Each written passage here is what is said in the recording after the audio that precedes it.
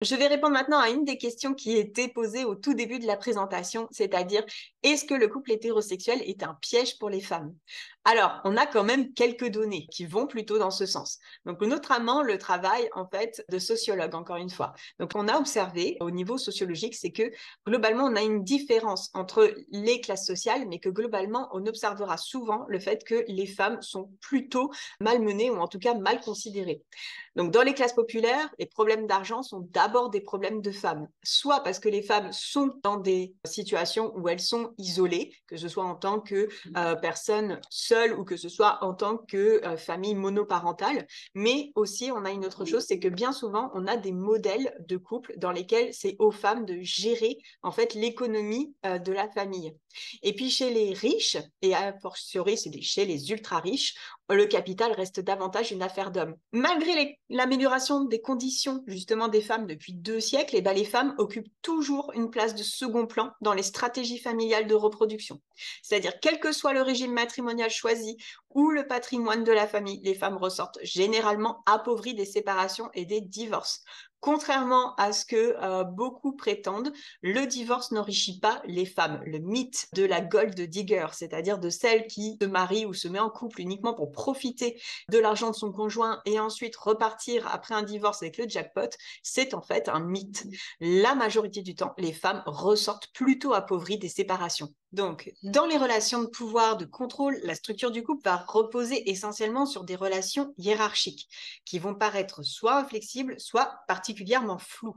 Inflexibles dans le sens où, par exemple, c'est toujours le même partenaire qui va devoir faire certaines tâches, ou flou dans le sens où on ne sait pas très bien qui a quelle responsabilité et où on se retrouve avec finalement, comme c'est flou, eh bien c'est un peu toujours le même qui se sent responsable et qui s'y colle. Les partenaires vont alors lutter pour pouvoir déterminer comment les relations familiales seront organisées.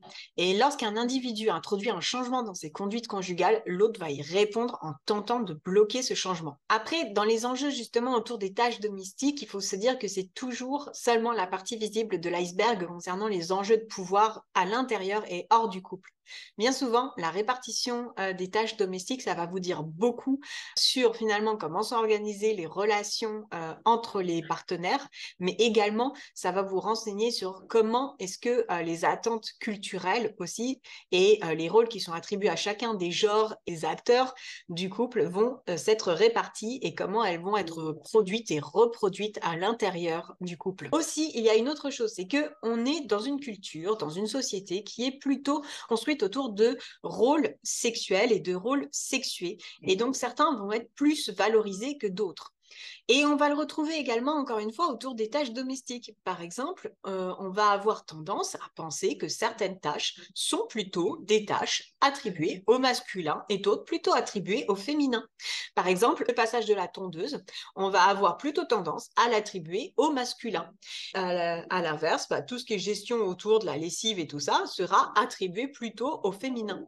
Qu'est-ce qui se passe? Eh bien, il se passe à ce moment-là que lorsque l'un des membres du couple effectue une tâche qui est traditionnellement attribuée à l'autre genre, eh ben, on va le percevoir comme étant une anomalie et il ou elle va être dénigré socialement pour ça. Par exemple, on va regarder comme quelque chose d'étrange une femme qui passe une tondeuse, surtout si on estime qu'elle a un homme pour cela chez elle. Et tout comme on va trouver ça étrange de voir un homme étendre le linge. Et donc, ce qui se passe, c'est que on va avoir tendance à dénigrer ces personnes-là pour s'être déviées de la norme et des représentations genrées qu'on peut avoir autour des tâches domestiques. Ça va se traduire notamment par des remarques de la part de tiers et donc ça va avoir pour effet un effet un peu punitif, c'est-à-dire que du coup à partir de là les gens n'oseront plus forcément dévier justement de ces fameuses représentations sociales autour du genre. Donc Sullivan parlait alors de gender deviance neutralization, c'est-à-dire en fait de tous ces comportements sociaux qu'il va y avoir pour contraindre la personne à ne pas dévier justement de ce qui est établi par la norme sociale autour de ce que son genre devrait faire autour des tâches domestiques.